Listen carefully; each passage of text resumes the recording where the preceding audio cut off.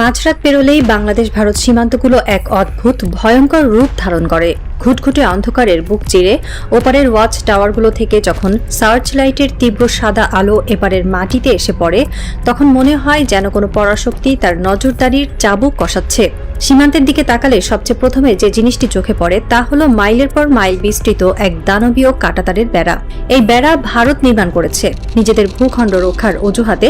তারা বাংলাদেশের সীমান্তবর্তী হাজার হাজার কিলোমিটার এলাকাকে এই ইস্পাতের প্রাচীরে মুড়িয়ে দিয়েছে। কূটনীতির ভাষায় একে হয়তো সীমান্ত ব্যবস্থাপনা বলা হয়, কিন্তু বাস্তবতার মাটিতে এটি হলো ভারতের একতরফা আধিপত্যবাদের সবচেয়ে নগ্ন প্রতীক। কোথায় আন্তর্জাতিক আইন আর কোথায় জিরো লাইন। ভারত যখন এই বেড়া নির্মাণ করেছে তখন তারা কোনো নিয়মের তোয়াক্কা করেনি। তারা নিজেদের খেয়াল খুশি মতো সীমানা প্রাচীর তুলেছে। আর এই কাঁটাতারের বেড়া কেবল দুটি দেশের ভৌগোলিক বিভাজনই টানেনি, এই বেড়ার আড়ালে যুগের পর যুগ ধরে রচিত হয়েছে এক রক্তাক্ত ইতিহাস। প্রতিদিন প্রতি সপ্তাহে এই কাঁটাতারের আশেপাশে ঘটেছে নিরীহ বাংলাদেশি নাগরিক হত্যার মতো নির্মম ঘটনা। ফেলানির ঝুলন্ত লাশ থেকে শুরু করে অসংখ্য নাম না জানা কৃষকের রক্তে ভিজেছে এই মাটি। এই একতরফা মৃত্যু প্রাচীর ঢাকাকে সবসময় এক ধরনের চরম কূটনৈতিক এবং কৌশলগত চাপে রেখেছে। ভারত তাদের সীমানাকে কাঁটাতারে মুড়ে দিয়ে নিজেদের সুরক্ষিত বলে দম্ভ করেছে, আর অন্যদিকে বাংলাদেশের সীমান্তগুলো দীর্ঘকাল ধরে পড়েছিল অরক্ষিত, উন্মুক্ত। কিন্তু ভূ রাজনীতির দাবার বোর্ডে কোনো গুটি চিরকাল এক জায়গায় স্থির থাকে না। সময় বদলেছে। 5 আগস্টের পর বাংলাদেশের রাজনৈতিক এবং মনস্তাত্ত্বিক মানচিত্রে যে ভূমিকম্প ঘটে গেছে তার আফটারশক বা কম্পন এখন আছড়ে পড়ছে সীমান্তে। জাতীয় নিরাপত্তা এবং ভূ রাজনীতির সমীকরণে এবার এমন এক যুগান্তকারী পরিবর্তন আসতে যাচ্ছে যা হয়তো সাউথ ব্লকের অহংকারী নীতি নির্ধারকরা ঘুণাক্ষরেও কল্পনা করতে পারেনি। ভারতের একতরফা বেড়া দেওয়ার আধিপত্যশীল চিত্রের বিপরীতে দাঁড়িয়ে এবার এক অকল্পনীয়, সাহসী ও কঠোর সিদ্ধান্ত নিয়েছে বাংলাদেশ রাষ্ট্র। বুধবার জাতীয় সংসদের অধিবেশন চলছে। পুতুল মন্ত্রীদের মেকি ভাষণের সে পুরনো যুগ শেষ। ফ্লোরে দাঁড়িয়ে আছেন বর্তমান স্বরাষ্ট্রমন্ত্রী সালাউদ্দিন আহমেদ। তার চোখে মুখে এক অচেনা ইস্পাত কঠিন দৃঢ়তা। তিনি প্রশ্নোত্তর পর্বে অত্যন্ত শান্ত অথচ বজ্র কঠিন স্বরে এমন একটি ঘোষণা দিলেন যা শুনলে যে কোনো দেশপ্রেমিক নাগরিকের গায়ের লোম খাড়া হয়ে যাবে। তিনি আনুষ্ঠানিকভাবে জানালেন সরকারের এক ঐতিহাসিক এবং অনমনীয় সিদ্ধান্তের কথা। বাংলাদেশ এবার নিজেই ভারত ও মিয়ানমারের সীমান্তে পাল্টা কাঁটাতারের বেড়া নির্মাণের মহাপরিকল্পনা গ্রহণ করতে যাচ্ছে। এটি কোনো সাধারণ অবকাঠামোগত প্রকল্প নয়, এটি হলো একটি স্বাধীন সার্বভৌম রাষ্ট্রের ঘুরে দাঁড়ানোর এক মহাকাব্যিক ঘোষণা। এই মহাপরিকল্পনার প্রথম ধাপটি কেন এত জরুরি তা বুঝতে হলে আমাদের তাকাতে হবে দেশের দক্ষিণ পূর্ব সীমান্তের দিকে। বাংলাদেশের জন্য এই মুহূর্তে সবচেয়ে বড় মাথা ব্যথার কারণ এবং সবচেয়ে ভয়ঙ্কর টাইম বোমা হয়ে দাঁড়িয়েছে মিয়ানমার সীমান্ত। নাফ নদীর কালো জল আর বান্দরবনের দুর্গম পাহাড়গুলো এখন আর শুধু প্রাকৃতিক সৌন্দর্য নয়, এগুলো পরিণত হয়েছে আন্তর্জাতিক চোরাকারবারি এবং সশস্ত্র গোষ্ঠীগুলোর এক অভয়ারণ্যে। মিয়ানমারের ভেতরে চলছে এক ভয়াবহ গৃহযুদ্ধ।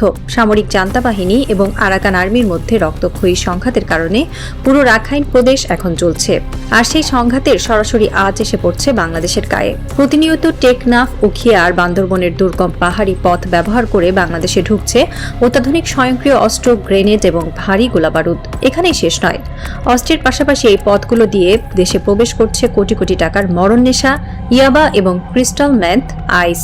এই মাদক এবং অস্ত্রের অবৈধ বিস্তার দেশের অভ্যন্তরীণ আইন শৃঙ্খলা পরিস্থিতিকে এক ভয়ঙ্কর খাদের কিনারায় ঠেলে দিয়েছে। বিশেষ করে রোহিঙ্গা ক্যাম্পগুলো এবং পার্বত্য অঞ্চলের নিরাপত্তা এখন চরম হুমকির মুখে। যদিও অনুপ্রবেশ এখনই লোহার হাতে দমন না করা যায়, তবে এই অঞ্চলগুলো খুব দ্রুতই আন্তর্জাতিক সন্ত্রাসবাদের এক নতুন সোনালী ত্রিভুজে পরিণত হবে। আর এই সীমান্ত অপরাধ, হত্যা এবং অনুপ্রবেশ চিরতরে বন্ধ করার জন্যই মিয়ানমার সীমান্তে সম্পূর্ণ নিজস্ব উদ্যোগে কাঁটাতারের বেড়া নির্মাণের আনুষ্ঠানিক কার্যক্রম শুরু করতে যাচ্ছে বাংলাদেশ। এটি শুধু সীমান্ত রক্ষা নয়, এটি হলো রাষ্ট্রের পেটের ভেতরে বিষ ঢোকা বন্ধ করার এক চূড়ান্ত প্রতিষেধক। মিয়ানমার তো একটি যুদ্ধবিধ্বস্ত রাষ্ট্র, কিন্তু ভারতের মতো একটি স্থিতিশীল এবং সভ্য দাবি করা রাষ্ট্রের সীমান্তে বাংলাদেশ কেন পাল্টা বেড়া দেওয়ার পরিকল্পনা করছে? কারণটা অত্যন্ত রূঢ় এবং ঘৃণ্য। 2024 সালের 5 আগস্টের রাজনৈতিক পট পরিবর্তনের পর থেকে ভারত এক চরম মনস্তাত্ত্বিক প্রতিহিংসার খেলায় মেতে উঠেছে। তারা যখন দেখলো ঢাকা আর আগের মতো তাদের কথায় উঠছে বসছে না, তখন তারা শুরু করলো তাদের সবচেয়ে নোংরা কার্ডটি খেলা, পুশিন। স্বরাষ্ট্রমন্ত্রীর দেওয়া তথ্য মতে সাম্প্রতিক সময়ে ভারতের বর্ডার সিকিউরিটি ফোর্স অত্যন্ত সুপরিকল্পিতভাবে বাংলাদেশে পুশিনের চেষ্টা চালিয়েছে। কিন্তু তারা হয়তো ভুলে গিয়েছিল যে এপারের বাংকারে যারা বসে আছে তারা এখন আর কোনো আপোষকামী সরকারের আজ্ঞাবহ প্রহরী নয়। বর্ডার গার্ড বাংলাদেশ অত্যন্ত সাহসিকতার সাথে বুক চিতিয়ে বিএসএফ এর 36টি পুশিনের অপচেষ্টা নস্যাৎ করে দিয়েছে। ভাবতে পারেন দৃশ্যটা, রাতের অন্ধকারে বিএসএফ মানুষ ঠেলে দিচ্ছে আর বিজিবি দিনের আলোর মতো স্পষ্ট লজিক এবং কঠোর অবস্থান দিয়ে তাদের মুখের উপর দরজা বন্ধ করে দিচ্ছে। এটি ছিল সাউথ ব্লকের দম্ভের ওপর বিজিবির এক একটি কড়া থাপ্পড়। বিশেষ করে ভারতের পশ্চিমবঙ্গের বিধানসভা নির্বাচনের পর এই পুশিন প্রবণতা আরও তীব্র আকার নেয়, কারণ সেখানে উগ্র হিন্দুত্ববাদের সুরসুরি দিয়ে ভোট কুড়ানোর জন্য বাংলাদেশি অনুপ্রবেশকারী জুজু দেখানোর একটি লাভজনক ব্যবসা। আর ঠিক এ কারণেই বাংলাদেশ এখন আর শুধু সীমান্ত পাহারায় সীমাবদ্ধ থাকছে না, ভারতের সাথে থাকা সবচেয়ে স্পর্শকাতর এবং ঝুঁকিপূর্ণ সীমান্ত পয়েন্টগুলোকে চিহ্নিত করে সেখানে পাল্টা কাঁটাতারের বেড়া নির্মাণের পরিকল্পনা অত্যন্ত গুরুত্বের সাথে বিবেচনা করছে ঢাকা। বিশ্লেষকদের মতে বাংলাদেশের এই পাল্টা বেড়া নির্মাণের সিদ্ধান্ত কেবল ইট, সিমেন্ট আর লোহার কোনো অবকাঠামোগত উন্নয়ন নয়। আন্তর্জাতিক কূটনীতির ভাষায় এটি হল স্ট্র্যাটেজিক ডিক্লারেশন বা কৌশলগত ঘোষণাপত্র। এর মাধ্যমে বাংলাদেশ পুরো বিশ্বকে, বিশেষ করে নয়াদিল্লিকে খুব স্পষ্ট করে একটি শক্তিশালী রাজনৈতিক ও কূটনৈতিক বার্তা দিয়ে দিল। বার্তাটি কি? আমাদের সীমানা আমরা নিজেরা সুরক্ষিত রাখতে জানি। আন্তঃসীমান্ত অপরাধ দমন করতে, অবৈধ অনুপ্রবেশ ঠেকাতে এবং নিজেদের সার্বভৌমত্ব রক্ষা করতে ঢাকা এখন সম্পূর্ণ স্বাবলম্বী এবং দৃঢ় প্রতিজ্ঞ। তোমরা যদি একতরফা বেড়া দিয়ে আমাদের মনস্তাত্ত্বিক চাপে রাখতে চাও, তবে আমরাও পাল্টা বেড়া দিয়ে তোমাদের বুঝিয়ে দেব আমরাও সমান শক্তিশালী।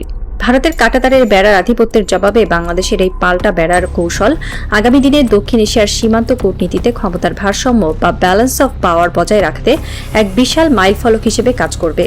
আগে ভারত চাইলেই সীমান্ত উন্মুক্ত রেখে চোরাচালানকে প্রশ্রয় দিতে পারত, আবার চাইলেই বেড়া দিয়ে সাধারণ মানুষকে হত্যা করতে পারত। কিন্তু বাংলাদেশ যদি নিজস্ব বেড়া এবং স্মার্ট বর্ডার ম্যানেজমেন্ট সিস্টেম তৈরি করে ফেলে, তবে ভারতের সেই একচেটিয়া দাদাগারির দিন চিরতরে শেষ হয়ে যাবে।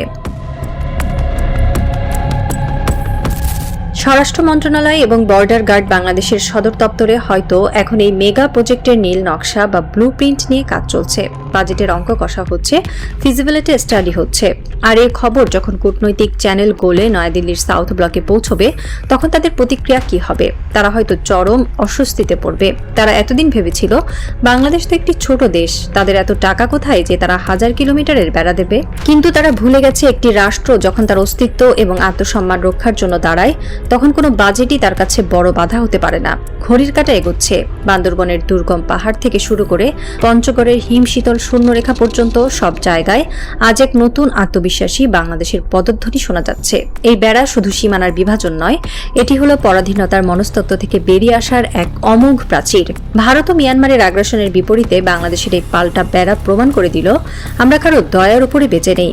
আমাদের মাটি, আমাদের আকাশ, আমাদের সীমান্ত আমরা নিজেরাই রক্ষা করব।